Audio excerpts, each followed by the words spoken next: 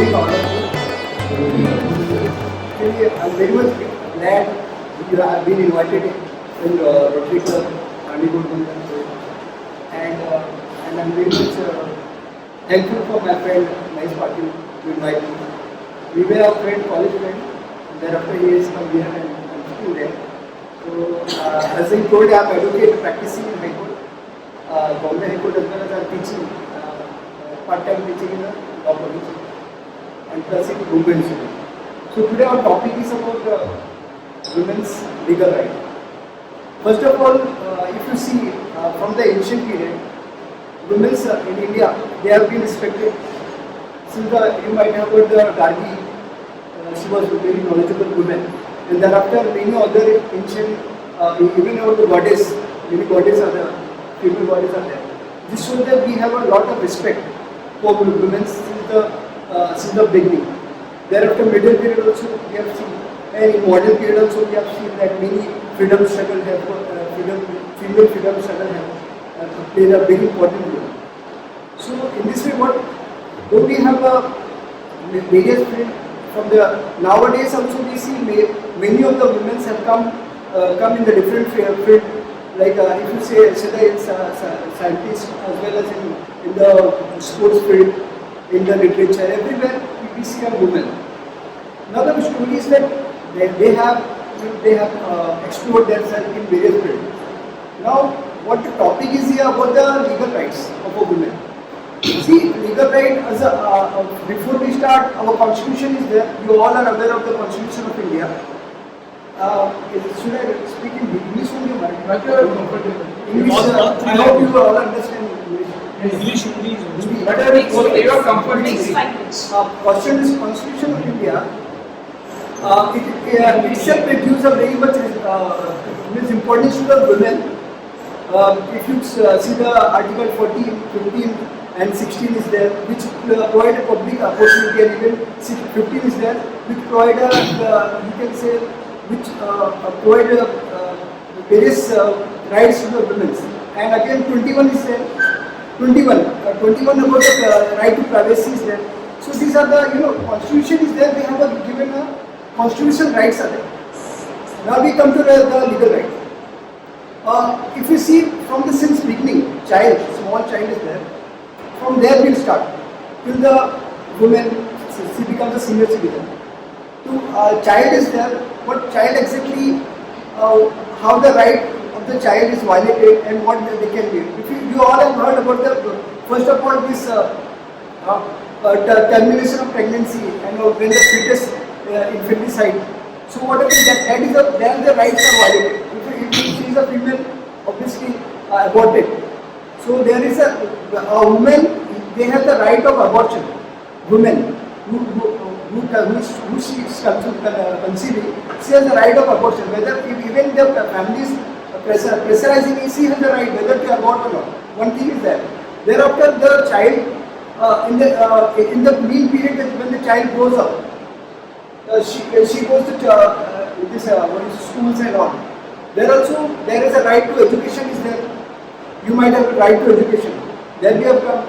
Then after what happened in the school, sometimes incident happens, like some molestation occur.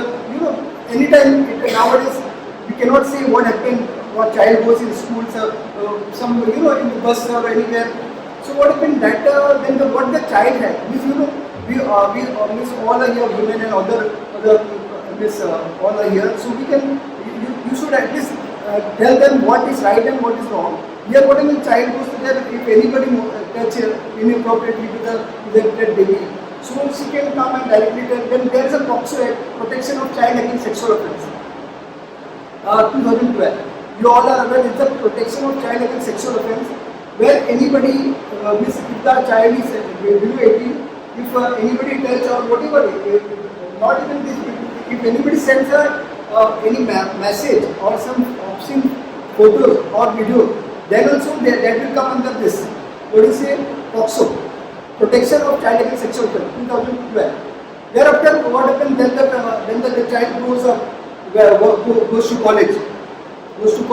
There what happens? Stalkings are there. Some boy follow her. stalkings. It may be directly following her physically. It may be through the social media, the Instagram, Facebook, various social media is there. So that is stalking. Again, now if this right is violated, where we can go? Obviously, there is the IPC is there, 354D. 354 is there where there is body section. 354D is where there is stalking. So all the rights are being given to the women, but only thing is that they should be aware of the right. And second thing, how to, though we know, then how to explore that right. Once see if this thing happened, like about I told you of the stalking, and even sometimes you might aware of the law affair is there.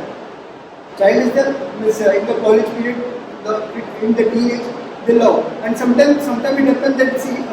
Without knowing they have some sexual relation thereafter. So again, this comes up like the girl is about below 18, though there is a consent of the baby of that girl below 18, then also it will be under that person who has done, he will be prosecuted. One thing is that.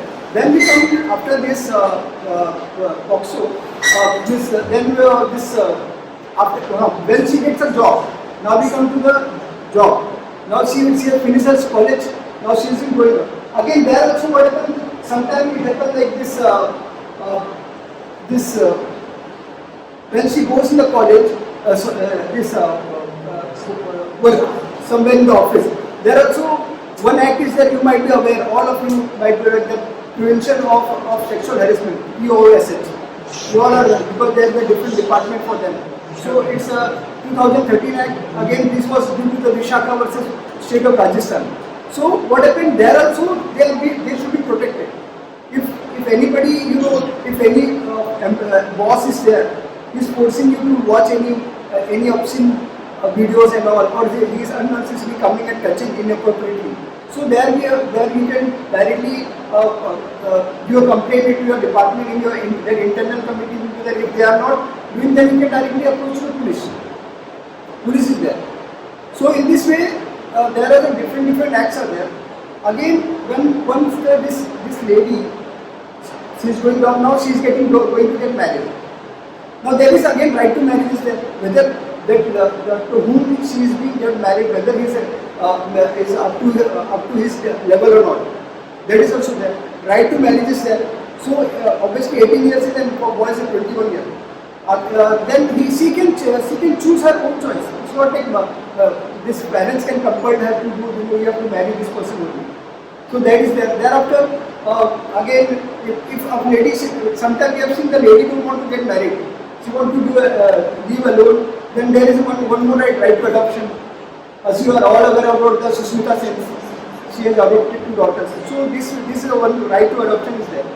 So overall, then this adoption, then if she's getting married, she's married. Now, if there is a child and her family is matrimonial person, people they don't want that girl side child should be there.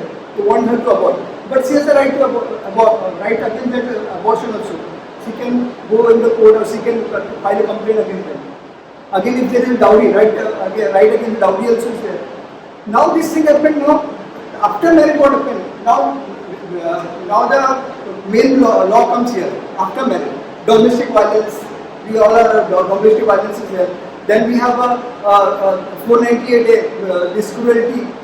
So these are the cases. Now one more point. Now how to approach the police? That is a big issue. What happened? We get most of we get scared of the police. गेलं तर ते काय बोलणार, मग लोक काय विचार करणार, असं आपला मनात येतो जब अपन पुलिस स्टेशन में जाते हैं. तो जब हम जाते हैं पुलिस स्टेशन में तो एक डर रहता है. तो अभी पुलिस, अब हमारा हक क्या है, लेडी से उसका हक क्या है पुलिस स्टेशन के अंदर. पहली बात, अगर कोई ने आपके ऊपर कंप्लेंट कर दिया लेडीज के ऊपर, तो उस लेडीज को बुलाया नहीं जा सकता पुलिस स्टेशन में सूर्यास्त के बाद, मतलब इवनिंग टाइम, रात को बुलाया नहीं जा सकता. अगर पहली बार जब अगर वारंट की बात अलग है, नहीं बुलाया जा सकता. और फिर उसके बाद अगर उसके ऊपर कुछ सेक्सुअल ऑफेंस हुआ है, रेप या कुछ मोलेस्टेशन, सो जरूरी को पुलिस स्टेशन है, वो घर पे बैठ के कंप्लेंट करके उनको भी बुला सकती है, क्योंकि उसको एक स्टिग्मा रहता है कि मैं वहाँ पे जाऊँगी सब लोग देखेंगे। तो यहाँ पे भी एक है, उसको एक राइट है। मतलब पुलिस स्टेशन में क्या क्या राइट्स हमारे, एक तो पहली बात आप अब रात को नहीं बुलाया जा सकता महिलाओं को। दूसरी बात, अगर महिला चाहे तो वर्चुअली कंप्लेंट डाल सकती है, आप ऑनलाइन मेल के थ्रू कंप्लेंट डाल सकती है। और उसके बाद ये हो गया, मतलब कंप्लेंट का कैसे डालना है।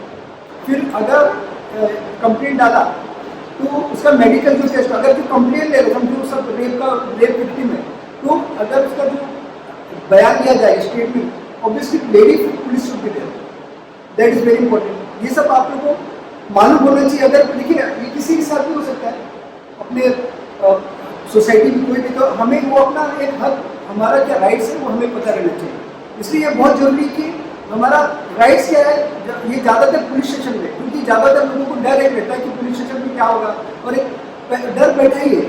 तो वो डर को हमें निकालना पड़ेगा कि एक महिला है, महिला में तो पहली बार तो बुला नहीं सकते रात को। सेकेंड दिन मैंने बोला आपको कंप्लेंट आप ये डाल सकते। अगर हाँ, अगर उसको मेडिकल भी करवाना तो लेडीज़ के साथ भी जाना है, और उसका जो नाम कभी मीडिया में नहीं होना चाहिए। ये अभी पहले होता था, बहुत पहले उन लोग पूरा मीडिया अपने पूरा गांव से पहुंच जाते थे, उनके सबका इंटरव्यू। अभी नहीं होता, सुप्रीम कोर्ट की गाइडलाइंस है बहुत सारे कि अब डायरेक्टली आप कोई भी विक्टिम है उसका नाम आप न्यूज़पेपर में कहीं पे भी नहीं आएगा। इवन हमारे हाईकोर्ट में भी आपने देखा होगा, हाईकोर्ट में भी हम लोग नाम नहीं ABCXYZ लिख देते हैं, क्योंकि उसका नाम नहीं बदनाम होना चाहिए। ये है कि कभी भी एनोनिमिटी बोलते उसको। और फिर बाद में फिर एक ही हो गया, फिर in this way what happened, this is the rights with the where the female women have their rights. So you should all this right, all this Indian citizen or the citizen of all, you should know these rights are there with you. So whatever happen, you have the even we have a very good government organizations are there. You can, if a lady is a poor, if the victim is a poor, they can get a free legal aid. You might be, it's under Constitution of India also. Even of the court, if you say, if the lady, they say, she don't have money, but she want to defend. बोला मला माझ्याकडे पैसे नाही. जज विचारतात, म्हणजे तुम्ही तुमचा ॲडव्होकेट कुठे? बोला ॲडव्होकेट नाही. कुठे ॲडव्होकेट? बोला नाही माझ्याकडे पैसे नाही. मग एक काम करा, मी तुम्हाला एक हे लिस्ट देतोय, त्याच्याकडे तुम्ही जावा. आप जाओ लिस्ट में, और आप उसमें जो एडवोकेट आपको ठीक लगे आप उसको अपॉइंट करो. तो वो एडवोकेट कुछ फीस नहीं चार्ज करता, लीगल फी, लेकिन उसको फ्री लीगल एड बोलते हैं. ये कॉन्स्टिट्यूशन ऑफ इंडिया में आर्टिकल 39 में भी है. सो ये क्या है, ये सब क्या जो बहुत सारे महिलाओं के बहुत सारे हक हैं. मतलब एक जैसे मैंने देखा बचपन से लेके बुढ़ापे तक. अभी ये मैंने बताया ये शादी के बाद का इशू. शादी के बाद में ये सब जो बीवी डोमेस्टिक वायलेंस का मैटर होते हैं, बहुत सारे घर में बहुत सारे होते हैं जो लोगों को नहीं पता. तो वहाँ पे तो पुलिस के पास पुलिस क्या बोलते, तुमचा घरचा मामला तुम्ही जावा, आम्ही काय नहीं करू शकत. जहाँ तक कुछ हद तक पुलिस ठीक रहते, NC ले लेते, लेकिन FIR नहीं लेते. जैसे आपका जैसे सासू को सुबह उठा देती है, आपको जॉब भी जाना है और काम भी करना है, बोले आप पूर्ण जीवन भरून जा, तुला तिथे जायचं आणि तुला बाळाला सांभाळणार नाही. मतलब ऐसे सब बोल देती, फिर बेचारी काम करके फिर जाना, बार बार परेशान, रात को भी आके खाना बनाओ. तो क्या एक प्रकार से डोमेस्टिक बनेगा. और उसका पति भी कुछ काम नहीं रहे, दारू पी के आ रहे हैं. तो यहाँ पे भी एक है. तो यहाँ पे डोमेस्टिक वायलेंस हो रहा है. तो डोमेस्टिक वायलेंस के लिए कहाँ जाना है? पुलिस बोले, लेकिन यहाँ पे प्रोटेक्शन ऑफिसर होता है. हर एक एरिया में प्रोटेक्शन ऑफिसर होता है. तो प्रोटेक्शन ऑफिसर के पास जा सकते हैं. तो प्रोटेक्शन ऑफिसर के आपका पूरा बयान स्टेटमेंट देगा, आपका क्या क्या है. उनके पास पूरा फॉर्मेट रहता है, आपके ऊपर कौन कौन सा वायलेंस हुआ है, फाइनेंशियल हुआ है, मेंटल हुआ है, और या तो रेजिडेंशियल प्रॉब्लम है, ये सब पूरा लेते हैं. उसके बाद में वो क्या करते हैं, आपका पूरा बना के फिर जैसे यहाँ पे थाने में JMFC कोर्ट है, मुंबई में हमारे मेट्रोपॉलिटन मजिस्ट्रेट कोर्ट है, यहाँ पे JMFC. तो वहाँ JMFC में वो आपका पेपर देते हैं, फिर आपका केस स्टार्ट हो जाएगा. फिर वहाँ पे आप इंट्री मेंटेनेंस मांग सकते हो. इंट्री मेंटेनेंस होता है मतलब जैसे आप कोई जॉब नहीं कर रहे हो, आपका बच्चे के साथ आप अलग रही हो, और पति आपको मतलब अपने अलग हो, अपने बच्चे के साथ चले गए मायके में, लेकिन पति पैसा वैसा नहीं दे रहा. तो आपका जो पहला जो हम लोग एप्लीकेशन करते हैं इंट्री मेंटेनेंस के लिए, तो जो पैसा स्टार्ट हो जाए, फिर हम आगे केस लड़ेंगे, लेकिन पैसा तो आ जाए. तो इंट्री मेंटेनेंस के लिए डोमेस्टिक वायलेंस का केस होता है, वो वहाँ पे आ गया. और एक केस होता है 498A, जहाँ पे क्रूएल्टी के ऊपर रहता है. IPC 498A. वहाँ पे क्या होता है, जब अगर बहुत सारा अत्याचार करते हैं, बहुत मारते हैं, तो इसके अंदर कभी कभी 2 केस डाल दिया जाता है। लेडीज जो है 498 में आईपीसी में आता है, जो क्रिमिनल पुलिस के थ्रू जाएगा। एक जो है पुलिस के थ्रू, और दूसरा क्या है टीवी प्रोटेक्शन ऑफिसर के थ्रू। अगर प्रोटेक्शन ऑफिसर, चलो आपके पास पैसा है, पैसा तो डायरेक्टली एडवोकेट के पास आ सकते हैं, जैसे मेरे पास। तो यह भी मतलब एक प्रोटेक्शन ऑफिसर नहीं ले रहा, समझो प्रोटेक्शन ऑफिसर के पास नहीं जाना है, एक पुलिस के पास जाना है, बोला हमको डायरेक्टली केस करना है, तो हम डायरेक्टली केस कर सकते हैं डोमेस्टिक वायलेंस का, एक अपना कंप्लेन बना के वो मतलब एडवोकेट डाल सकते हैं। तो ये डोमेस्टिक वायलेंस का 498 में क्या होता है, वो पुलिस क्या करती है, पहले क्या था, सुप्रीम कोर्ट की गाइडलाइंस के पहले क्या था, कभी भी आप ये क्या बोलते हैं कंप्लेंट डालती है कोई भी औरत अपने हस्बैंड या उनकी फैमिली के खिलाफ, तो पूरा वैन जाके सबको उठा के लेके आ जाती, तो डाल मतलब इसमें क्या सब पूरा फैमिली का बोलते ना इज्जत चला जाता था। जबकि कुछ जो है मामला छोटा है, लेकिन क्या एक रहता नहीं, अभी मैं आपको बताऊंगी मैं क्या हूँ, तो कंप्लेंट सबके ऊपर डाल दिया, फिर आते हैं गाड़ी से लेके जाते हैं, फिर सबका नाम खराब हो जाता है। तो इसकी वजह से भी सुप्रीम कोर्ट की गाइडलाइन के हिसाब से कि आप पहले प्रिलिमिनरी इंक्वायरी करो कि ये जो इसने कंप्लेंट डाला है वो सही है कि नहीं। तो प्रिलिमिनरी इंक्वायरी करके उसको देखा जाता है, उसको बुलाया जाता है सब दोनों पार्टी को, उसको फिर उसके बाद में 498 का केस जाता है। ऐसा क्योंकि अभी जैसे हमें एज एन एडवोकेट हूँ, एज अ प्रोफेसर, तो हमें ये मतलब एक प्रैक्टिकल नॉलेज है, और प्रैक्टिकली हम लोग करते हैं, ये होता ही है इस समाज में। जैसे अभी मुझे ऐसा लगता है कि एडवोकेट जितना लोगों समाज देख पाता है वो और नहीं देख पाते, क्योंकि हम लोग हर दिन कोई ना कोई नया केस आता है, मतलब खास करके महिलाओं से रिलेटेड हर बार कोई ना कोई महिलाओं के रिलेटेड आएगा। तो जैसे मैंने बताया डोमेस्टिक वायलेंस का हो गया ये सब, और एक और बात है, जैसे जो राइट्स मैंने बताया, अभी आ गया अभी जो सोशल मीडिया में हम अपने फोटोज वगैरह डालते रहते हैं, वहाँ पे कोई ना कोई स्टॉकिंग करता है, फिर उसको स्टॉकिंग के लिए हम लोग you can directly go in police station आप डाल सकते हैं। कोई ने कुछ गलत आपको फोटोज भेज दिया तो वो डाल सकते हो। लेकिन यहाँ पे क्या आपने को भी अलर्ट रहना चाहिए, जैसे जो आजकल जो साइबर क्राइम है, मेन करके आप जैसे फोटोज वगैरह डाल रहे हो, लेकिन यहाँ पे मान करते कोई स्टॉक कर रहा है आपको, आप कहीं जा रहे हो, तो अपने आप को भी अलर्ट रहना पड़ेगा। Smartphone, you have to be smart also. Smartphone नहीं लेने, स्मार्ट लेने फिर फायदा नहीं होगा, नुकसान नहीं हो गया। आपने देखा कितना आजकल फ्रॉड हो रहा है, बहुत सारा फ्रॉड हो रहे हैं, बहुत सारे पैसे चले जाते हैं, पता नहीं चलता। तो ये एक मुद्दा और वो भी है कि ना हमें राइट्स के साथ हमें social awareness about this electronic gadgets like mobile. You should know that also. That is also your right. You should know that what exactly happened. So these different rights are there, as I told you. From the Constitution has given one Constitution, which obviously it is the law of land of our country. So from there itself we have got all the rights.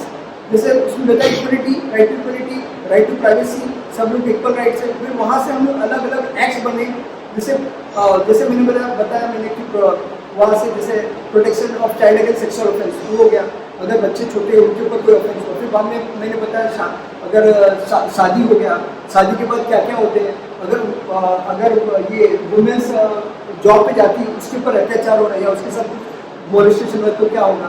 तो ये different acts हैं जहाँ पे आपको legal rights है कि अगर आपके ऊपर कुछ ऐसा अत्याचार हो रहा है या आपका राइट्स का उल्लंघन हो रहा है, there is a violation of fundamental right, then you can directly go to the police, you can go to the protection officer, और you can go to the national state women council commission is there, national women commission and child right commission is also there, you are all aware. तो यहाँ पे भी उनका भी they are protected there also. So from the since adoption, abortion, adoption, फिर बाद में again the right of marriage, stridhan भी एक राइट है। स्त्रीधन क्या होता है कि जो आपके डैडी ने आपको पैसा दिया है, जो आपको कुछ ज्वेलरीज दिया है, उसके बाद में जो आपको मिला है आपके मायके से और इवन जो आपके पति से, वो सब जो स्त्रीधन में आता है, वो आप उसमें कोई अपना नहीं बता सकता है कि माजा है, मतलब कोई दूसरा उसके पास हाथ नहीं जाए, वो स्त्रीधन मतलब स्त्री के पास ही रहेगा। ये भी हमारे, और बहुत ये अच्छी बात है कि अभी हमारे पास जो एक और राइट्स है जो हम अपनी फैमिली में क्लेम कर सकते हैं। महिलाएं, आप अपने पिताजी के जो प्रॉपर्टी में भी क्लेम कर सकते हैं। ये सब नए राइट्स है जो हमें मतलब पता है लेकिन पूरी तरह से पता नहीं है, और या तो हम ज़्यादातर जो छोटे छोटे क्लिप्स देखते हैं उस पर अधूरा ज्ञान होता है, पूरा ज्ञान नहीं होता है। वो पूरा जैसे अभी उसमें बोल दिया, जैसे कभी कभी क्लिप में आता है कि अगर आपका पुलिस कंप्लेंट नहीं कर रहा था आप है ना 156(3) में आप है ना कोर्ट में जा सकते हो, लेकिन सर आपको ही पता है कोर्ट में जाना आपको कितना कितना हेक्टिक है, और उसको कम से कम 15-25 हज़ार खर्चा करके तब जाके कोर्ट में आएगा ना। ऐसा बोलने में कुछ नहीं होता है, उन्होंने बोल दिए तो जैसे बनाते हैं अलग अलग लोग क्लिप बना के डाल देते हैं, लोगों को लगता है एकदम आसान है, आसान नहीं है सब। तो ये आपका पहली बार तो आपको राइट्स आपको पता रहना चाहिए, आपका राइट्स क्या है वुमेन्स के, कि बचपन से लेके और जैसे स्कूल लाइफ में, फिर बाद में आप स्कूल लाइफ में, कॉलेज लाइफ में, फिर आप वर्क के लाइफ में, फिर शादी के, और फिर लास्ट में आते senior citizenship act. Senior citizenship act क्या है? अगर जैसे बेटा या बेटी जो भी है हमने पाला, सब किया, अपना पूरा पूंजी लगा दिया उसमें, तो हमने कुछ अपने लिए नहीं रखा, हमने पूरा जीवन भर उसके लिए करते थे, अभी बड़ा हुआ शादी हो गया, फिर अभी वो हमें कुछ देख नहीं कर रहे, तो हमारे पास एक मतलब सरकार ने ये नया ही है 2014 का है, तो उसमें क्या सीनियर सिटीजनशिप एक्ट है, जहाँ पे जो सीनियर सिटीजन है, माँ बाप या माँ बाप जो भी कोई, वो डायरेक्टली ना कलेक्टर को जाके, मतलब कोर्ट की जरूरत ही नहीं है, डायरेक्टली कलेक्टर को आप कंप्लेंट डाल सकते हैं। और यहाँ पे एक अच्छी बात है कि वहाँ पे ज़्यादा सुनवाई नहीं होती, वो 1-2 में उन लोग तुरंत निर्णय ले देते हैं, और उसका जो ऑर्डर है सिर्फ हाईकोर्ट में चैलेंज हो सकता है। तो ये भी बहुत अच्छा है, तो आप बचपन से लेके, एक महिला जो बचपन से लेके बुढ़ापे तक उसके पास इतने राइट्स हैं, तो वो राइट्स को किस तरह यूज करना वो आपके ऊपर है। और आपको कोई प्रश्न है इसके ऊपर आप पूछिए, अगर प्रश्न है तो anybody have any question regarding this? Yes, because these rights are for you, obviously you should know. आपने जो अभी लास्ट में बोला ना सीनियर सिटीजन, Yes. तो वो क्या मतलब क्या कर सकते हैं सीनियर सिटीजन? हाँ, yes. जैसे अपना ये सिंघानिया केस हुआ था, हाँ, yes. वो हाँ, कैसे है? हाँ, वो उसमें देखिए क्या होना है, हाँ, ये सीनियर सिटीजन एक्ट में ही सब आ जाता है। जैसे अभी इन केस मैंने ना क्या हुआ, मैं बोला क्या, मैंने ना बेटे को बिल नहीं बनाया, गिफ्ट दे दिया, क्योंकि मुझे लगा मेरा बेटा केयर करेगा, मतलब जस्ट मेरा उम्र ऐसा हो गया ना, कुछ 75 के ऊपर हो गया, अभी क्या गिफ्ट देता हूँ, मेरा बेटा तो देखेगा, मान बड़ा बेटा गिफ्ट दिया संपत हो गया, फिर बाद में आपको कुछ नहीं रहा है, अब उसकी बहू भी इससे नहीं दे रहे, तो वहाँ पे ना आप कंप्लेंट तो डाल सकते हो, जो पिताजी है अपने के बेटे के खिलाफ है ना, कलेक्टर के पास, जैसे थाने का कलेक्टर, उसको कंप्लेंट डाल सकते हैं, लिख में मराठी में लिखना पड़ता है, वो मराठी मानते हैं, इंग्लिश में मांगते हैं, हिंदी में मराठी मांगते हैं, और मराठी में ही रहना चाहिए, तो मराठी वहाँ पे आप देना है, फिर वो सामने वाले को बुलाएगा, अगर नहीं है तो फिर एज पार्टी ऑर्डर पास करते हैं, और अगर वो उसने गिफ्ट दिया तो वो गिफ्ट भी वापस ले सकता है। ऐसा हाईकोर्ट का भी ऑर्डर है, हाईकोर्ट का भी ऑर्डर रिवोक कर सकता है, अगर वो कुछ एक विश्वास के साथ दिया नहीं कि मेरा ये करेगा, लेकिन बाद में वो विश्वास टूट के अपना चला गया, फिर वो रिवोक करके ले सकता है, that is there, order is also there. और कोई प्रश्न पूछे? Anybody?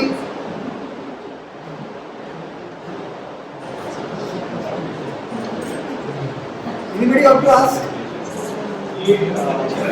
Nowadays we are seeing that child abuse coming in school going. Yes, Girls. you are right. अभी आपने देखा, अभी जैसे आप लोग न्यूज़पेपर पढ़ते, टाइम्स ऑफ इंडिया और वेरियस न्यूज़ चैनल और बहुत सारे, अभी जस्ट एक स्कूल में, मान लो स्कूल में मोलेस्ट किया था, ड्राइवर ने ही कुछ मोलेस्ट किया था, और बाद में इधर अंदर भी हुआ था मोलेस्ट, ऐसा आते रहते, बिहार में भी हुआ था। तो ये मेन क्या है, this is the productivity of the school first of all. लेकिन उसमें क्या होता, वो केस में क्या होता, इन्होंने कंप्लेंट डालने के बाद उन्होंने एक्शन नहीं लिया था उसमें, एक मैटर में हटूँ वही मैटर गिरी, उसमें ना पुलिस, मतलब है ना, पेरेंट ने कंप्लेंट डाला था कुछ स्टाफ के खिलाफ, लेकिन कुछ एक्शन नहीं हुआ, तो फिर बाद में उन लोग पुलिस वहाँ पे गए, पुलिस में तब जाके उन्होंने एक्शन लिया। तो ये जो overall what is see, that is the whole and what is say, it is all to the it is a duty of the school to protect the child. अगर उनके यहाँ पे ऐसा हो रहा है तो ये फॉल्ट किसका है? स्कूल का है। तो आप स्कूल को एक फॉर्मली कंप्लेंट दीजिए, ये हुआ है, अगर नहीं कर तो डायरेक्टली पुलिस में से तो उठा लेगा पुलिस। अभी पुलिस कैसा, जैसे पॉक्सो का मैटर है, ये किसका मामला था, protection of child against sexual offence 2012, protection of child against sexual, POCSO बोलते हैं, पॉक्सो, POCSO। इसके अंदर कोई भी बच्चा, कोई भी मतलब कोई भी ऐसा कहीं पे भी बैड टच जो बोलते हैं बच्चों को शिकायत बैड टच किया स्ट्रेंजर ने तो वो पॉक्सो के अंदर गया ऐसा मतलब कुछ नहीं। अभी बहुत सारे केसेस होते हैं मतलब हम कैसे नेबर को कितना हम एक रिलाई करते दे देते चलो बच्चा मालूम पड़ा वो अभी वो उसको टच कर रहा है कुछ ऐसा कर रहा है कुछ गलत काम कर रहा है तो यहाँ पे फिर वो पॉक्सो हो जाएगा। ये that is we have the right वो वहाँ पे और उसके पॉक्सो में क्या क्या बोलते हैं एक अच्छी बात क्या अगर एक पर्सन जो पॉक्सो में गया ना उसको 2 साल 3 साल 4 साल वो बाहर निकलता ही नहीं और मैटर में निकल जाते हैं इवन रेप में भी आ जाते हैं बाहर। रेप में कैसा मालूम है अगर वो म्यूचुअल अंडरस्टैंडिंग में जो रेप होता है जैसे लॉ अफेयर हुआ लॉ होता है साथ में और आप लोग जाते थे यहाँ वहाँ घूमने फिर झगड़े हो गए फिर रेप का केस डाल दिया। बहुत सारे केस ऐसा होता है सर आपको पता होगा बहुत सारे ऐसे केस होते हैं जहाँ पे आपका लॉ अफेयर चल रहा है अच्छे से घूम रहे सब अलग अलग होटल्स में जा रहे हैं लेकिन अचानक आप पे झगड़े हो गए और आपने बोला मैं तेरे से ब्रेकअप कर रहा हूँ मैं दूसरा शादी हो रहा है मेरे मम्मी डैडी भी तुझे चाहते नहीं बिकॉज तेरा बिहेवियर अच्छा नहीं है तो फिर वो जब बोला मैं दूसरा तो इसने क्या किया जाकर रेप का केस डाल दिया। ऐसे बहुत सारे केसेस होते हैं मुंबई में ठाणे में मतलब अपने रीजन में तो वो अलग है। रेप केस में भी क्या होता है कभी कभी ये टीनेजर्स में मतलब जैसे लड़की अभी 17.5 साल की है और लड़का है 18 साल का 18 कंप्लीट हो गया एक ही क्लास में है अफेयर हुआ फिर लेकिन अफेयर हुआ फिर बाद में क्या हुआ पेरेंट्स को मालूम पड़ा पेरेंट्स ने उसके ऊपर कंट्रोल लगाया लेकिन लड़की को चुपके से लेकर भाग गया। ये हुआ है case because this case is happened that's why must उसका केस मेरे पास है तो लेके भाग गया लेकिन लड़का 18 के ऊपर हो गया तो वो उसको लग गया पॉक्सो उसको लग गया रेप उसकी किडनैपिंग सब लग गया उसके ऊपर सब लग गया जबकि वो लड़की का सहमति लड़की खुद गई फिर बाद में उसको पकड़ा लड़की आई उसको पकड़े लेकिन वो उसको अंदर ले लिए पुलिस ने मारा बाद में उसका क्या था यहाँ पे क्या था वो मालूम पड़ गया कि अफेयर था इसलिए उसको बेल मिल गया यहाँ पे बेल जल्दी मिल गया 1-2 दिन में मिल गया लेकिन बहुत सारे केस है ना रेप में नहीं मिलते पॉक्सो में तो एकदम बहुत रेयरली मिलते हैं जब तक 2 साल 1.5 साल 2 साल 3 साल 4 साल ऐसी अंदर ही सड़ते रहते हैं मतलब जेल में तो इस तरह से मतलब because we deal every day this different case that's why what I am this is a reality हमने वहाँ पे जेल में तो पूरा नरक है पूरा हॉरिबल लाइफ है वहाँ उसके अंदर सर उसमें किसी ने कॉल से डाला और नहीं ये हाँ ये आपने सही प्रश्न पूछा कभी कभी होता है बस का सबसे झगड़ा रहेगा कॉल से डाल नहीं होता है कैसे अभी दो लेबर का झगड़ा है तो फिर उसने बोल दिया कि बेटी को सिर्फ बोले त्यांना देऊन ये ठीक आहे म्हणजे काय सगळं त्यांना काय द्यायचं काय बिस्किट घेऊन ये असं गेली आणि ती आली बोलत फिर उसको लेके चले गए सीधा पुलिस स्टेशन मेरी बेटी को इसने ऐसा किया कुछ भी टच किया तो कुछ लोग फॉल्ट डालते हैं तो वो डिफेंड अपने को करना पड़ता है क्योंकि हाँ ये इसका है ना कुछ मिसयूज भी होता है जो पॉक्सो एक्ट का मिसयूज होता है हुआ भी है तो बिकॉज ये ओवरऑल क्या होता है बच्चा है बच्चे का जो बयान होता है वो है ना जब भी पॉक्सो का एक्ट FIR बनता है तो बच्चा छोटा तो माँ के नाम पे बनेगा या पिताजी के नाम पे फिर उसको उस बच्चे को ना जज के सामने बैठाया जाता है 2-3 दिन बाद 4 दिन बाद 164 का स्टेटमेंट बोलते उसको वहाँ पे जज के सामने मतलब ऐसा कोर्ट नहीं रहता है कैबिन चैम्बर रहता है वहाँ पे बैठा के फिर जज उसको पूछता है कि क्या क्या हुआ अगर उसमें निकल गया कि जो FIR में लिखा वो टोटली अलग है बोले मी गेली काकांना पप्पांनी सांगितलं बिस्किट द्यायला मी देऊन आली तो यहाँ पे वो और ये कॉन्ट्राडिक्ट हो गया तो यहाँ पे आप बच सकते हो लेकिन बच्चे को इतना ज़्यादा ट्यूटर कर दिया फिर वहाँ पे बचना मुश्किल हो जाएगा। बच्चा रहेगा तो हाँ वो बोलते ट्यूटर बहुत सारे ऐसे केस होते हैं तो वहाँ पे वही है कि अगर आपको डिफेंड करें लेकिन तभी तक आपको अंदर ही रहना है ऐसा नहीं हुआ है और होता भी रहता है बहुत सारे लोग इसका मिसयूज लेते हैं तो इसलिए ज़्यादातर अभी वही ये सब आजकल कैमरा वगैरह लगा इसलिए कि मतलब बाद में कोई हमारे ऊपर ऐसे केस ना करे ये आपने कहा ना उसका बहुत सारे लोग मिसयूज भी करते हैं इवन अपने अभी डोमेस्टिक वायलेंस में भी बहुत सारे मिसयूज होते हैं मतलब वायलेंस थोड़ा है लेकिन वहाँ बाहर जाके अभी तुम्हारा सही धड़ा शिकवायचा है धड़ा शिकवायचा म्हणजे उसको जिंदगी उसको बर्बाद कर देती है काम पे छोड़ देगी काम पे तो मेंटेनेंस मिलना ना मैं अच्छा जॉब कर रही थी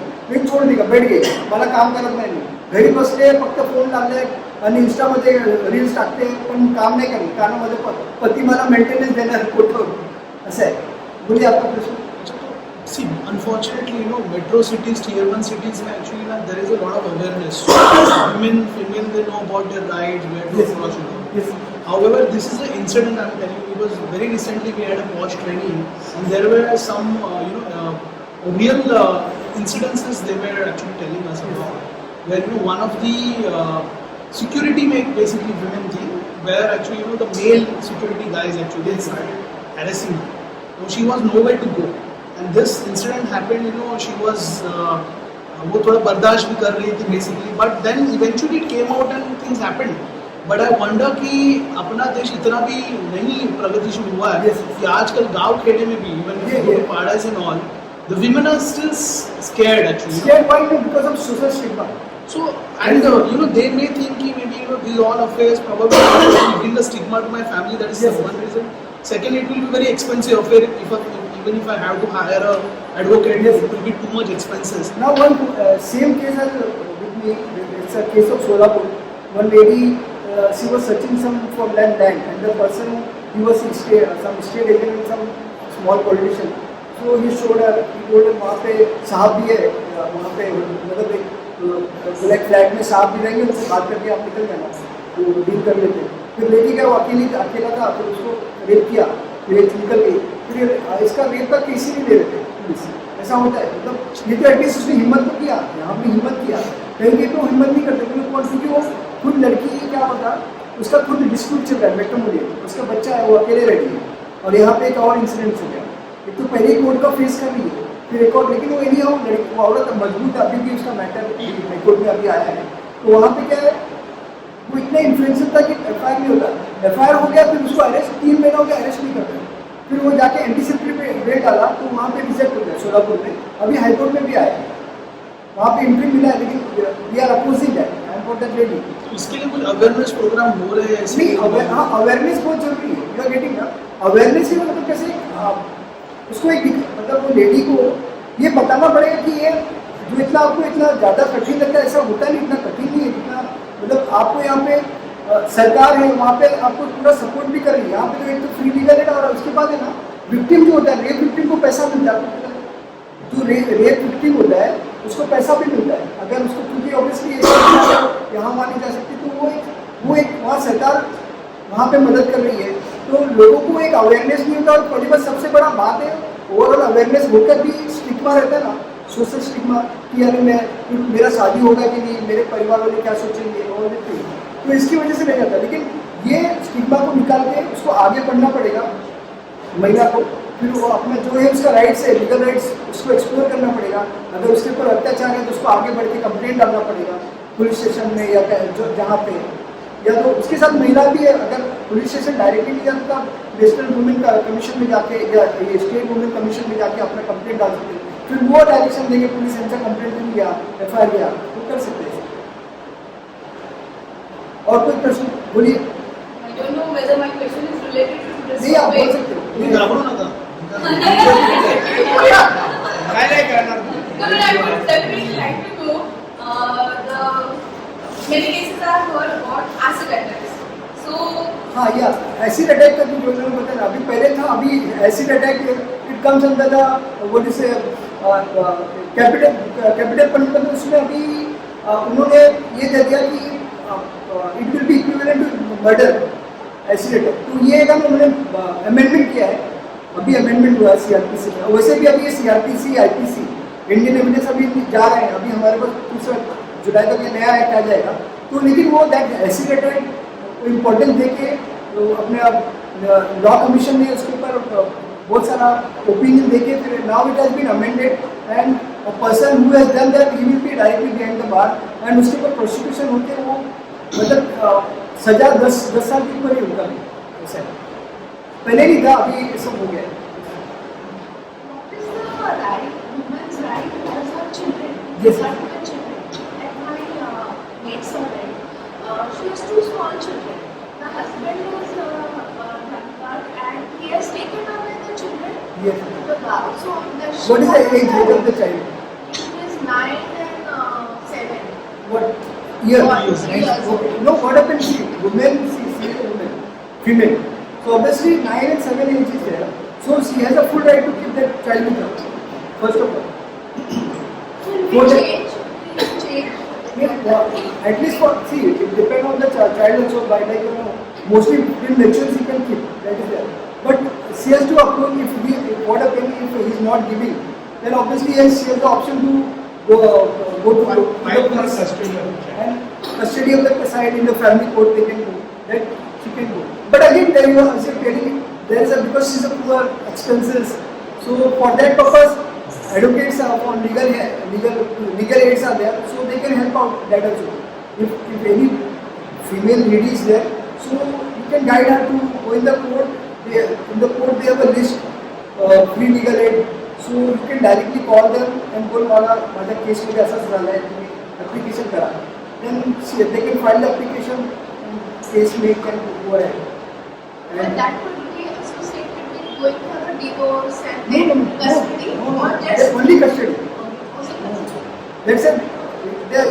They will go in the family court, this custody. But it's all very well, go to police station, go to protection officer. Really, is it also easy? If you get a proper guidance, it's not so much easy. If you, what happened, many of people they call me, see what happened, most of our time, even sir is an advocate, senior to me, most of our time goes on phone. Just to giving instruction to guiding the clients. What happens, sometimes the client get a number from the very far away, they are not able to come here, so we guide them. तो अगर आपके ऊपर ऐसा हो गया, sir वो मार रहे हैं, हमको परेशान कर रहे हैं, मेरे पास पैसा नहीं, मैं गरीब हूँ, मैं क्या करूँ? बोला आप है ना गरीब हो, आपके पास पैसा नहीं है, आप कोर्ट में एडवोकेट को पैसा नहीं दे सकते हो, घर पे मतलब बार बार परेशान, आप जाके प्रोटेक्शन ऑफिसर के पास जाओ, फ्री का काम हो जाएगा.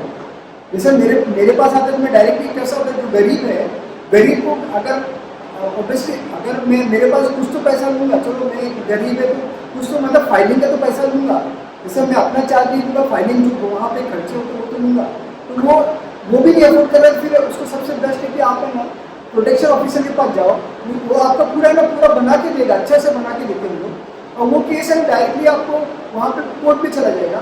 कोर्ट में फिर फॉलोअप आप कर सकते हैं, या तो वहाँ पे लीगल एड लेके आप कर सकते हो. मतलब जो गरीब है वो कर सकते हैं, लेकिन बस उसको प्रॉपर गाइड करना चाहिए और फॉलोअप भी करना चाहिए. जो गरीब है ऐसे मतलब न्यूज़ होकर बैठ के फिर जो एडवोकेट है, जो लीगल एड का, वो भी प्रॉपर फॉलोअप नहीं करता है, क्योंकि उसको कुछ मिल रहा है, मोटिवेशन फैक्टर नहीं है, तो वो भी प्रॉपर काम नहीं करेगा. इसलिए हमें फॉलोअप करना पड़ता है, उसको बार बार बताना पड़ेगा, सर माझा डेट आहे, तुम्ही येणार का नाही, या तुम्ही इकडे, आमचं अजून मेंटेनन्स झालं नाही, ऑर्डर घ्या, उसे उसको बोलना पड़े तब आएगा. इस तरह से